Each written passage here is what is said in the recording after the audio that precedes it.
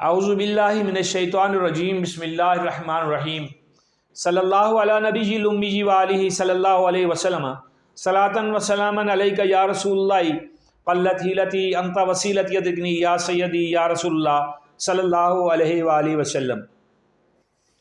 दुरूद सगासा आपकी समातों की नज़र किया, अल्लाह ताला मुझे भी अजर दे और आपको पढ़ने की तौफीक दे। अल्लाह ताला हम सब का हामी व नासिर हो। आप देख रहे हैं मेरा यूट्यूब चैनल और मैं हूं आपका मेज़बान मलिक शकील अहमद आवान। मेरा मौजू पाकिस्तान है और पाकिस्तानी होने के नाते मेरी आपसे गुजारिश है कि मेरी वीडियोस को लाइक करें, शेयर करें, मेरे चैनल को सब्सक्राइब करें जो नए लोग हैं, ताकि मुझे अंदाज़ा हो कि मेरी बातें कारआमद भी आप लोगों के लिए हैं या नहीं।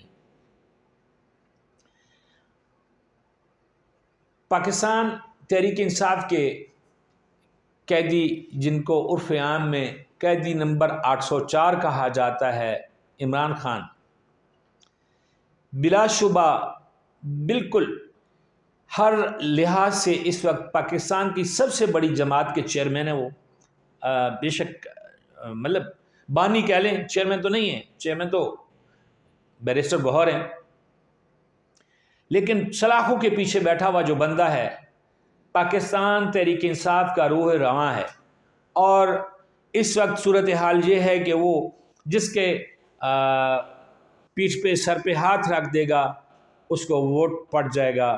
पीटीआई इतनी मकबूल है पाकिस्तान में, सारे सर्विस बता रहे हैं, हर जगह पे यही है, दीवार के साथ लगाया गया है।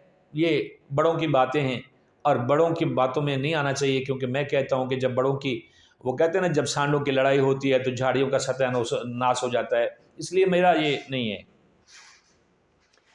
मेरा मौजू ये है कि पाकिस्तान तहरीक इंसाफ के बानी इमरान खान ने जेल के अंदर से एक रिपोर्ट है कि एक स्टेटमेंट दिया है कि ईरानी हमले की मजम्मत करता हूँ, मगर देखा जाए मामलात यहाँ तक कैसे पहुँचे।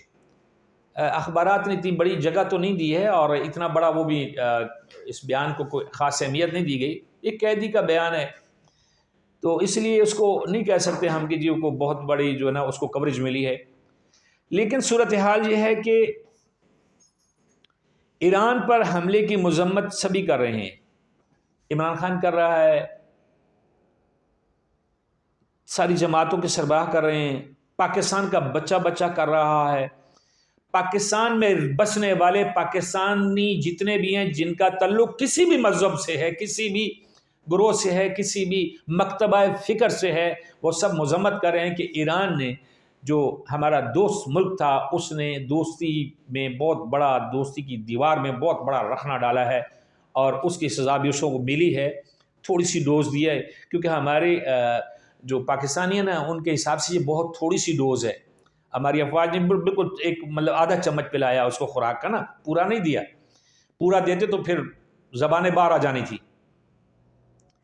लेकिन बड़ा लफ्ज़ जो है वो बड़ा इमरान खान की जो बयान है उसका लफ्ज़ है कि मगर देखा जाए मामलात यहाँ तक कैसे पहुँचे।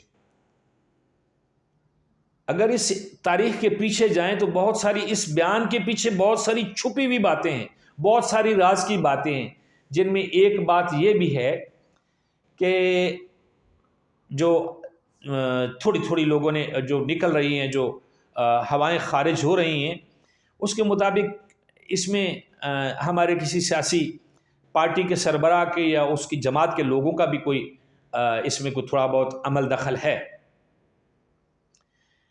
बदकिस्मती हमारी ये है कि हम उन्हीं लोगों को फिर पॉलिश कर रहे हैं, फिर आगे बढ़ा रहे हैं, फिर आगे लाने की कोशिश कर रहे हैं, जिनका माजी में ताल्लुक बहुत गहरा रहा है। थोड़ा सा तारीख़ की वर्करदानी करें तो पता चलता है कि मियाँ शहबाज शरीफ साहब जो हैं वो कितनी बार भेस बदल के, कितनी बार कागजात बदल के इसराइल गए हैं। सुना है कि वहाँ से कुछ मशीनरी भी ख़रीदी है। फयाज राजा का मैं देख रहा था एक प्रोग्राम, तो उन्होंने बड़ी डिटेल से बातें की हैं कि कितनी बार मियाँ साहब गए हैं, जो मशीनरी है वो कैसे ख़रीदी गई इसराइल से और वो कैसे पाकिस्तान में लाई गई।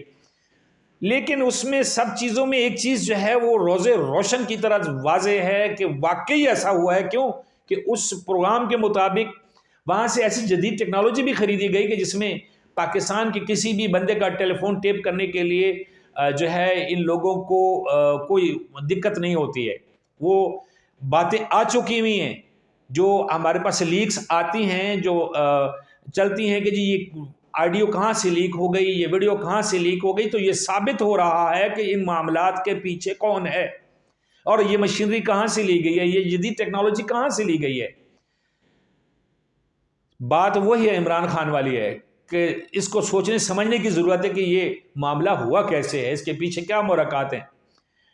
نواز شریف کے دور میں جو ہے، نواز شریف کے کہنے پہ ایک ہمارے بہت بڑی ایک مذہبی جماعت کے رہنما ہیں، وہ اسرائیل کا دورہ بھی کر چکے ہیں اور انہوں نے انٹرویوز میں مانا بھی ہے کہ وہ اسرائیل میں گئے ہیں.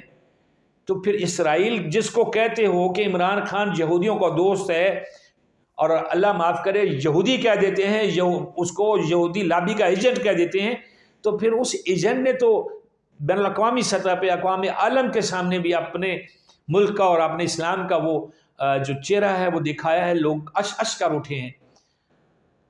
تو پھر یہ جو دورے کرنے والے لوگ ہیں یہ کون ہیں؟ ہم ان کو پاکستان کا کون سا شہری کہیں گے، کون سا ہمدرد کہیں گے؟ یہ سوچنا ہے. کیا ہماری جو ایجنسیز ہیں ان کو نہیں پتا کہ ان کے پیچھے کیا ہو رہا ہے، اس کے پیچھے کیا؟ سب کچھ پتا ہے.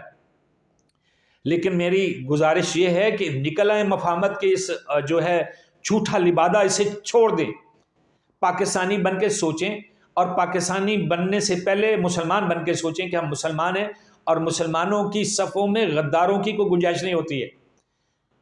جو غدار ہیں ان کو سزا ملنی چاہیے اور یہ واقعی حقیقت ہے کہ اسے پتہ لگانا چاہیے کہ اس کے پیچھے کون سی قدرت کار فرما ہے اس حملے کے پیچھے، ورنہ ایران سے توقع تو نہیں تھی ایسا کرنے کی. لیکن اگر مان بھی لیا جائے کہ جی چلیں جی اس نے وہ اپنا کوئی انگڑائی لی ہے، لیکن یہ جو اسرائیل سے پینگے بڑھانے والے لوگ ہیں اور جو آج کی جو ہونے والی ہے قومی سلامتی کی جو میٹنگ ہونے والی ہے اس میں یہ ایجنڈے میں شامل بھی ہونا چاہیے کہ وہ لوگ کون کون ہیں جو پاکستان کے اندر بیٹھے ہوئے محب وطن بن کے پاکستان کے دشمن ہیں، اور ان دشمنوں کا کلا کما ہونا چاہیے. عوام تو کرنے کو بالکل تیار بیٹھی ہوئی ہے، بس کچھ لوگوں کو جو ہے نا ان کو جو ہے نا کچھ لوگوں کی آشیرواد حاصل ہے، ان کی ہمدردیاں حاصل ہیں، ورنہ عوام تو بالکل سمجھ چکی ہوئی ہے کہ کون جو ہے وہ غدار ہے، کون یہودیوں کا اعلی کار ہے. لیکن اللہ تعالیٰ ہدایت دے ہمارے مقتدر لوگوں کو اور ہماری ایجنسیز کے جو افسران ہیں اور جو کرتا دھرتا لوگ ہیں وہ بھی اس بات کو سمجھنے کی کوشش کریں. ہو سکتا ہے کوئی اچھا پہلو نکل آئے اور ہم آئندہ ایسی شورشوں سے بچ سکیں. پاکستان زندہ باد.